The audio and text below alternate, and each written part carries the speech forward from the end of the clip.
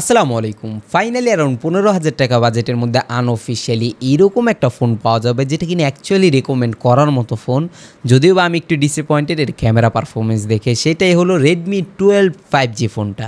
Redmi Note 12 5G না কিন্তু Redmi 12 5G, যেটা কিনা Redmi 10 কিংবা Redmi 11 এরই একটা সাকসেসর বলা যায় আল্টিমেটলি। অ্যাকচুয়ালি এই ফোনগুলোর একটা 4G ভেরিয়েন্টও লঞ্চ হয়েছে, যেটা কিনা খুব বেশি একটা তফাৎ মনে হয় না Redmi 11 থেকে।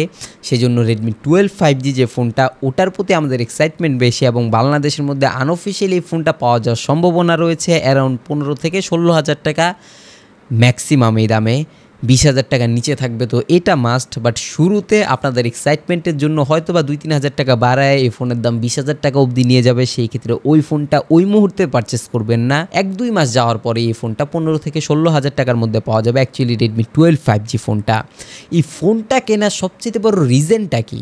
অ্যাকচুয়ালি বাজেট ক্যাটাগরির মধ্যে এই মার্কেটটা পুরোটা নষ্ট করে দিছে Realme C55 কিংবা C53 ফোনগুলো, যেগুলোর পারফরমেন্স কিনা জঘন্য লেভেলে, কিংবা এই বাজেট ক্যাটাগরির মধ্যে ইউনিসকের প্রসেসর দিয়ে অনেক ফোনগুলো আসে, সেগুলোকে কিনতে হচ্ছে, যেগুলো কিনা অ্যাকচুয়ালি 10,000 টাকা দামের ফোনের মধ্যে থাকার কথা। সেই ক্ষেত্রে এই জায়গায় কলকমের প্রসেসরাল একটা ফোন থাকার কারণে এটা মাস্ট রেকমেন্ডেড ফোন হয়ে যায়। এবং পারফরমেন্স ওয়াইজও যারা কিনা গেমার্স রয়েছেন, অ্যাকচুয়ালি বাজেট ক্যাটাগরির গেমার্স, এরকম না যে এটা একটা গেমিং ফোন ডেডিকেটেডলি, বাট 16-17 হাজার টাকায় যেরকম গেমিং পারফরমেন্স পাওয়া সম্ভব, এটা একদমই ম্যাক্সিমাম গেমিং আউটপুট পুশ করতেছে। এবং ওভারঅল পারফরমেন্স হিসাবেও 6.79 ইঞ্চেসের একটা আইপিএস এলসিডি প্যানেল, যদিও বা 90Hz রিফ্রেশ রেট নিয়ে আসে, বাট কলকম স্ন্যাপড্রাগনের 4 জেনারেশন 2 প্রসেসরটা মাইন্ড ব্লোয়িং পারফরমেন্স দিতেছে এই বাজেট ক্যাটাগরির মধ্যে গেমার্সদের জন্য অ্যাকচুয়ালি। এবং যে দামের মধ্যে পাওয়া যাচ্ছে এটা অ্যাকচুয়ালি অ্যারাউন্ড এই বাজেট ক্যাটাগরির মধ্যে ক্যামেরা পারফরমেন্সের দিক দিয়ে একটু ডিসঅ্যাপয়েন্টেড হইলেও আমি, ক্যামেরা এরকম না যে খারাপ হচ্ছে, এবং কলকমের প্রসেসর হওয়ার কারণে জি ক্যামেরা সাপোর্টের মাধ্যমে এর ক্যামেরা আউটপুট তো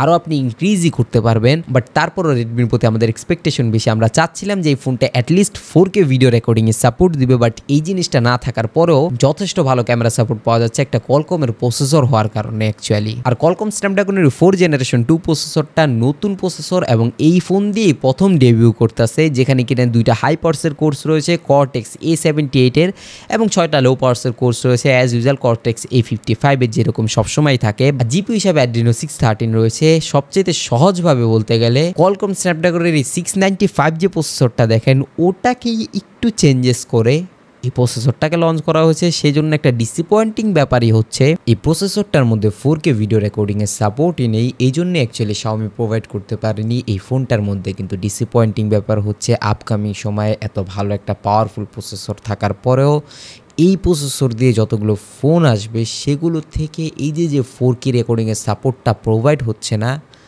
এটা অনেক জায়গাতেই ল্যাকিংস হিসাবে দেখানো হবে, পার্টিকুলারলি এই বাজেট ক্যাটাগরির মধ্যে। কিন্তু যে দামের মধ্যে অ্যাকচুয়ালি Xiaomi লঞ্চ করছে, সেই ক্ষেত্রে ওই ক্যামেরা ডিপার্টমেন্টের যে বিষয়টা, 20,000 টাকার একটা ফোনের মধ্যে এই প্রসেসর দিয়ে আসলে যেরকম থাকতো, সেই জিনিসটা এখানে একদমই নাই বলা যায়। বাদবাকি 50 মেগাপিক্সেল একটা প্রাইমারি ক্যামেরা রয়েছে, যেটা অ্যাকচুয়ালি ইউজেবল। 2 মেগাপিক্সেল একটা ডেপথ সেন্সর রয়েছে। আলট্রাওয়াইড ক্যামেরা এটার মধ্যে নেই। 4G যে ফোনটা রয়েছে সেখানে আছে, বাট ওই আলট্রাওয়াইডের আশা আমি বলবো না যে ওই ফোনটাকে পারচেস করার জন্য। অ্যাকচুয়ালি এই ফোনটাকেই পারচেস করেন, যেটা কিনা একটা লেটেস্ট প্রসেসরের সাথে আসছে, আর সবচাইতে বড় বিষয়ের পারফরমেন্স যথেষ্ট ভালো। আর সেলফি তো 8 মেগাপিক্সেল একটা সেলফি ক্যামেরা রয়েছে। 2টা ক্যামেরা দিয়ে অ্যাকচুয়ালি প্রাইমারি এবং সেলফি 2টা দিয়ে ভালো আলোতে ভালো ছবি তুললো, লো লাইটের মধ্যে ছবিগুলোকে ব্রাইট করে দেয়।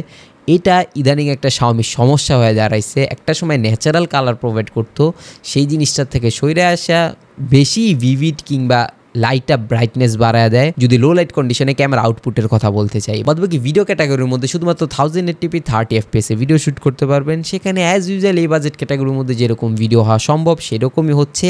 অ্যাটলিস্ট Realme C55 কিংবা C53 এই ফোনগুলোর থেকে অ্যাকচুয়ালি ভালো ভিডিও হইতাছে, এটা ধরে রাখতে পারেন। বাদবাকি 5000 মিলিঅ্যাম্পিয়ারের একটা অ্যাজ ইউজুয়াল ব্যাটারি রয়েছে, যেটা নিয়ে কোশ্চেন করার মতো কোনো বিষয় না। হ্যাঁ, কোশ্চেন করার বিষয় রয়েছে এর চার্জিংয়ের মধ্যে। যদি 33 ওয়াটের একটা চার্জার দেওয়া হতো, সেই ক্ষেত্রে একটু লজিক্যাল লাগতো 5000 মিলিঅ্যাম্পিয়ারের ব্যাটারি এখনকার সময় দ্রুত চার্জ করার ক্ষেত্রে। বাট সেই জিনিসটা না থাকলেও UFS 2.2 এর যে স্টোরেজ রয়েছে, যা কিনা এই বাজেট ক্যাটাগরির মধ্যে অনেকগুলো ফোনই মিসিং করে ফেলে, সেই ক্ষেত্রে ওই জিনিসটার জন্য এবং ওভারঅল পারফরমেন্সের কথা মাথায় রাখলে যেই দামের মধ্যে এই ফোনটাকে অ্যাকচুয়ালি পাওয়া যাওয়া সম্ভব 15 থেকে 16,000 টাকা আনঅফিসিয়াল মার্কেটের মধ্যে অ্যাকচুয়ালি, এবং দেশের মধ্যে অফিসিয়ালি লঞ্চ হলো এই দামেই লঞ্চ হবে। ওভারঅল এই দামের মধ্যে এটা একটা মাস্ট রেকমেন্ডেড ফোন। যারা কিনে এই দামের মধ্যে ফোন কেনার কথা ভাবছিলেন তারা একটু ওয়েট করেন, এই ফোনটা আগামী 2-3 সপ্তাহের মধ্যে বাংলাদেশের মধ্যে আনঅফিসিয়ালি অ্যাভেলেবেল হয়ে যাবে এবং দামটা একটু সেটেলড হয়ে যাবে। সেই ক্ষেত্রে গিয়ে এই ফোনটা 15,000 টাকার মধ্যে যারাই কিনবেন ভাবছিলেন তারা অবভিয়াসলি কিনতে পারেন। যাওয়ার আগে নিচে সাবস্ক্রাইব বাটন যদি সাদা থাকে অ্যাজ এ রিকোয়েস্ট এক ক্লিকে কালো করে বেল আইকনটাকে অল করে দিন। I'll catch you guys in the next video. আল্লাহ হাফেজ।